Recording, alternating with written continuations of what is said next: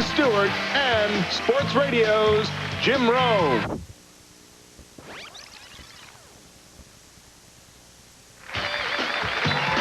Tonight on Politically Incorrect, actor-comedian Robert Klein, Reverend Jerry Falwell, singer-songwriter Marty Stuart, and Sports Radio's Jim Rome. And now, the star of Politically Incorrect, Bill Maher.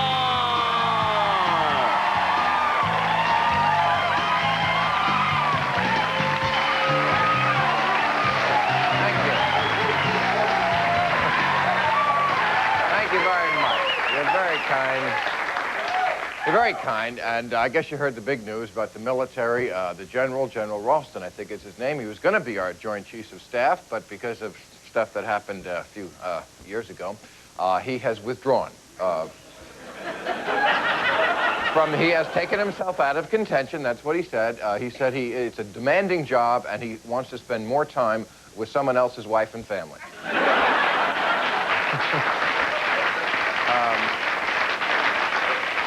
I said, this hanky-panky in the military is out of hand. All our heroes, I mean, Colin Powell, one of my heroes today, admitted that for 3 years in the 70s, he beat the crap out of Tina Turner. What the hell?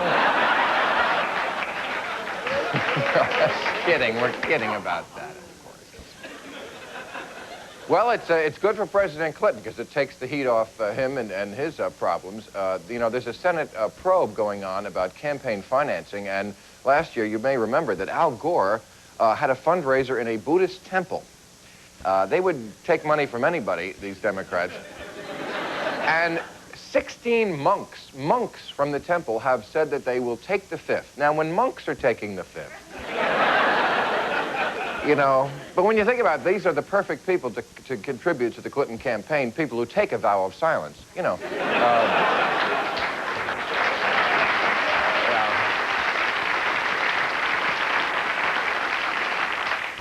Not that they're alone with the scandals. The Kennedys, Joe Kennedy, who is the congressman from Massachusetts, made an impassioned speech yesterday before the convention there in Massachusetts. He admitted some of the wrongdoing that his family has done lately, said he's going to run for governor, and that his brother Michael, who's been in a little trouble lately also, will help him. They said they're going to campaign together, and they can be seen shaking hands and kissing babysitters.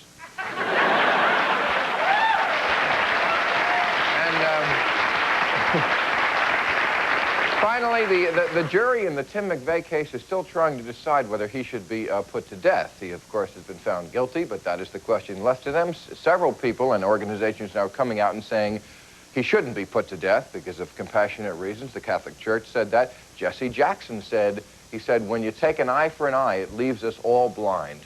And then he said, also, when you take a tooth for a tooth, it leaves us all looking like Leon Spinks. So, thanks for coming. It's all been satirized for your protection. New CD is Hunky Tonkin's What I Do Best, the Hillbilly Crusader, Marty Stuart. Marty, pleasure to meet you. Thank you very much. There you go. Arguably the country's premier sports talk host. He can be heard in 40 cities on premier radio networks. Jim Rome. Yes, sir. Boy, nice to see you. Sit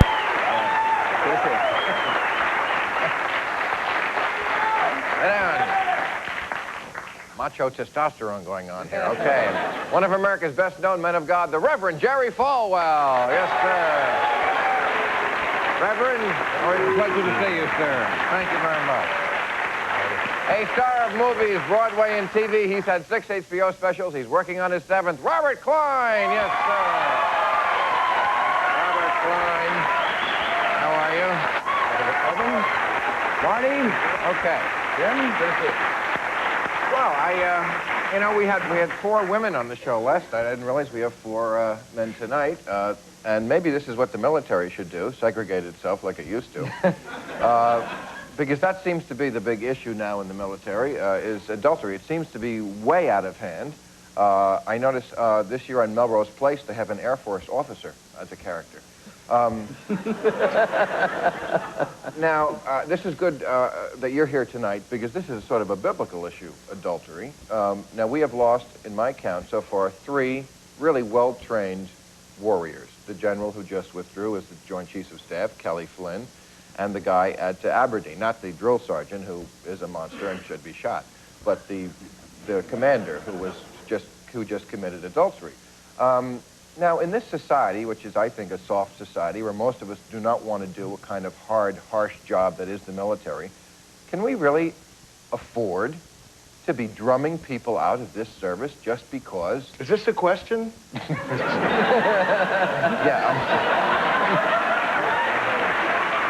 Sorry, and it goes. I'm sorry. There you go. I'm over the limit. You answer.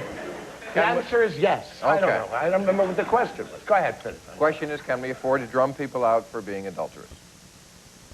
And you see, you didn't know the answer. That's why I keep talking. Do you raise your hand? Please. You know, the question isn't so much adultery. There are these 19th century laws in the military, which can be modified. The Kelly Flynn thing gummed the whole works up because it was a small community, that place, minor. It was causing morale problems. She was told she's got to stop, and she was also apparently stooping a civilian, which is against the law there. You've heard of Ebonics. That's Hebonics. General Ralston did a brave thing. He knew it would be controversial and all the rest, and they'll find someone able who doesn't have that in his record. But, you know, may I say the rules have changed. General Eisenhower was a great American, Bill, and he apparently had an affair with a woman, case number B. Absolutely. When are they going to go? It's D-Day. All right, General Eisenhower, you're fired for adultery. It's D-Day, you know. Right. So I mean, if the guy can't handle his marriage, he's not going to handle a position like this. I mean, isn't it quite that simple? If the guy can't make decisions regarding his own life, I don't want him making decisions for all of our lives. If the guy can't handle that, he shouldn't be in that position. Who turned him in? Who turned him in? Was it like a friend that... He was separated from his wife. You know, I mean... That's an awfully harsh standard. He had him step. Yeah, but you know what, though? We got to hold a guy like that to a standard like that. Now, for the rest of us, if we're going through life and we're not really making a difference in anybody else's life, then maybe we could do something like that. Now, this guy... so it's okay for you. In other words, Bill, I can still keep my job and be a dirtbag. Bill, I understand what Jim's saying, and certainly as a minister of the gospel, I have to take a stand with him against wrongdoing, but there has to be a little room for forgiveness along the road, too. And if everyone's past is used as a deterrent from any higher position of leadership, no forgiveness ever allowed, then we're pretty short on help. And I think that's what the blood of Christ is all about. When God forgives, he also forgets. In the case of the general, that happened years ago. My feeling is that while he certainly made a mistake, and I'm sorry for him and his family and all the rest, if the last 13 years he's been exemplary, there has to be a way to rebuild one's status. And if he were the qualified person for the job, I think he should have gotten it. Well,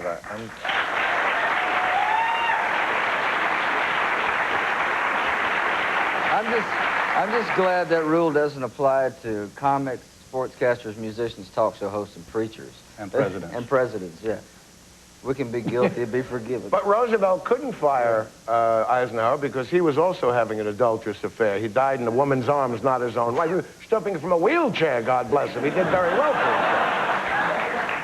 himself. I think that anyone who's aspiring to be a leader as a youngster today ought to take note that if I'm ever going to be a pastor or a business leader or a politician or whatever, then I've got to walk very circumspectly. And if, in fact, that's a lesson we learn, I think the country will be better off because... I forgive the guy. I definitely forgive the man. I just think when we're talking about a position of that magnitude, a position of that authority, I think you need to hold him to a higher standard. But I agree with you. Because the guy influences so many different lives.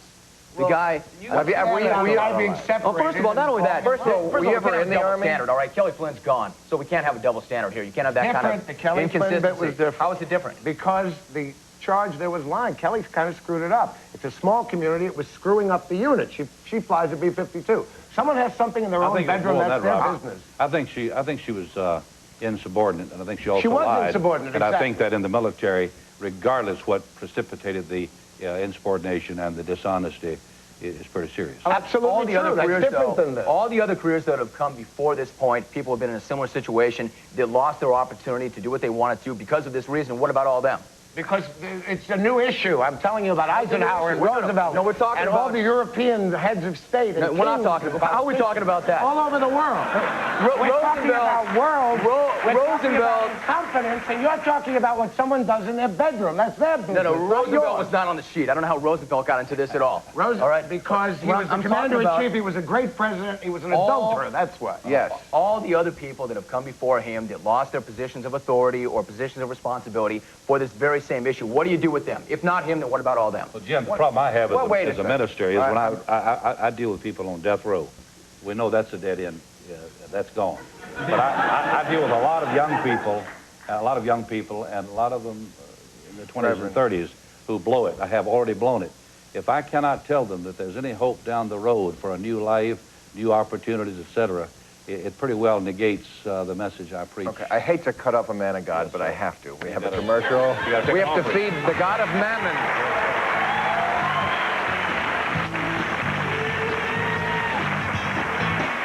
Okay, we were talking about, well, what everybody's talking about these days, adultery, which I hadn't heard since Sunday school, even that word come up, but... Where do you go to Sunday school? Oh, I meant in general, Reverend. Oh, I see, okay. No, I did as a child. I was raised Catholic. Anyway, this is also in civilian life. Of course, we see this in every tabloid and so forth. I mean, Frank Gifford, you know, and it's unfortunate because, you know, it seems like in an era in the past, as you were talking about before, people did this, but it wasn't reported. The media sort of policed themselves, and they let some people be heroes for us. And now it seems like we live in an age where it sells lots of papers. It sells lots of papers. But it would have back then, too. Well, but of course. People had if some they had a discipline. Roman Empire, you know, if the Roman Empire had a press, it would have been great, you know. We would have had a lot more to read about.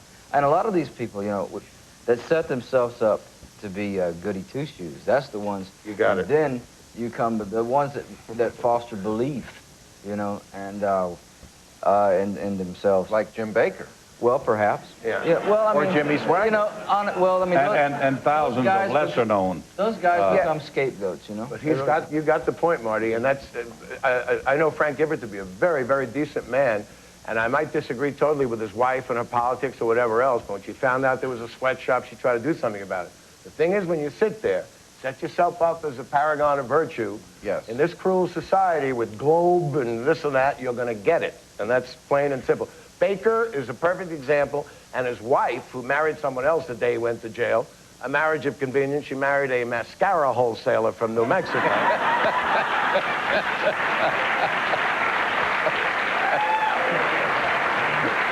And Jimmy Swaggart, when he was giving it to these other ones, Jimmy Swaggart gave him no quarter. He's a cancer on the body of Christ. And he was cavorting with prostitutes in New Orleans. Yes, and there's a guy who was running for governor, I think, in Alabama, who's prosecuted the sodomy laws and now is accused of adultery and admitted it. So, well, hypocrisy isn't new to our generation, but it is the fact that we are getting, I think, worse as a society in the area of fidelity.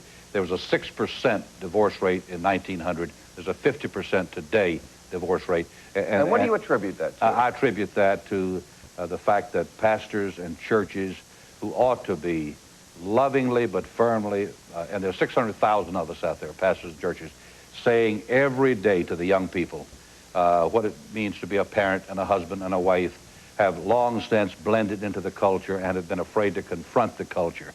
What Jim said is true.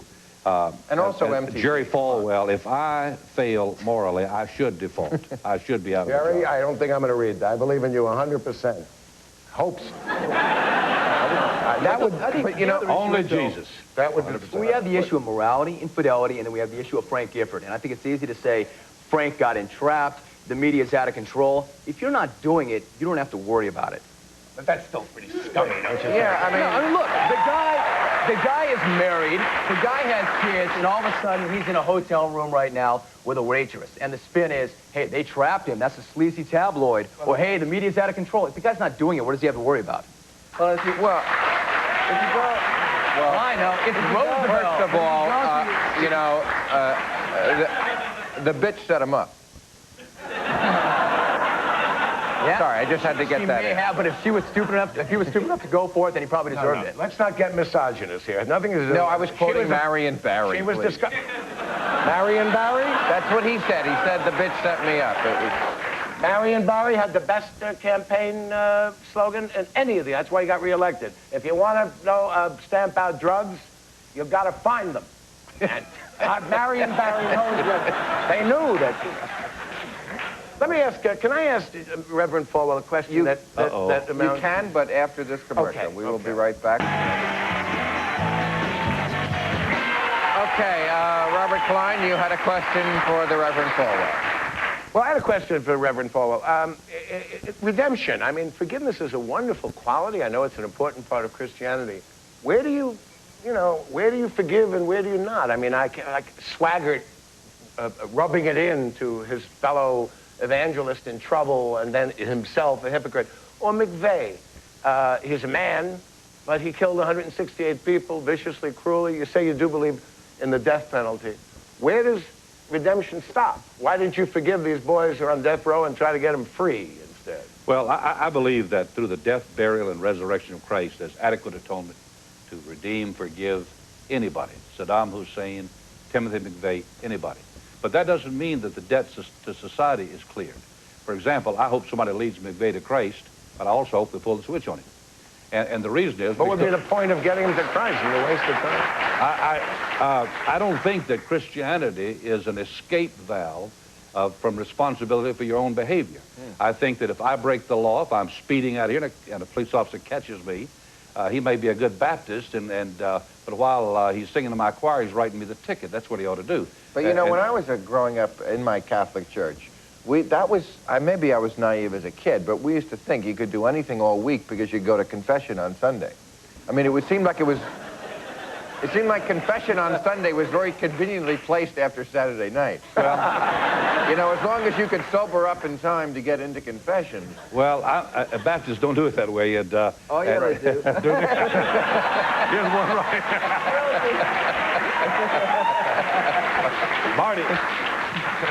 Marty's a good... I am guilty. What I'm simply saying is that while we may create some convenient escape devices, God does not. God loves us all alike. God's redemption is available to all alike, but we don't get by with anything because we have Christ. He is not an escape route from But at the end of the day, Reverend, you don't really know what God is, if there is a God, or what the hell he's doing. Well, I know that 45 years ago, as a second-year college student studying journalism, I heard the old-fashioned revival hour from Long Beach, California, and I heard that I could have a personal relationship with God through Jesus Christ. Yeah, you heard that from another human being. Yes, but I know what God did for me, and for my father was an agnostic. His father was an atheist. My dad was the largest distributor of illegal whiskey. Kids always rebel. My dad was the largest. My dad was the largest distributor of illegal whiskey in our part of the country. He was also the sheriff. And I grew up in not a Christian home. I became a Christian. My life got totally changed. And 4 years later, I can tell you that if there were no heaven and hell, and there's a good retirement plan, but if there were none, I'd still rather be a Christian than anything the world has to offer. Why do you need all that money then? Throw the switch, Bill. Throw the switch. We talk about on McVeigh. Throw the switch. Yeah, you agree? Throw the switch? Absolutely. Send this guy by to talk to him first and then whack him. And then whack him. All right. Got to take a break. We'll come back to this in a minute.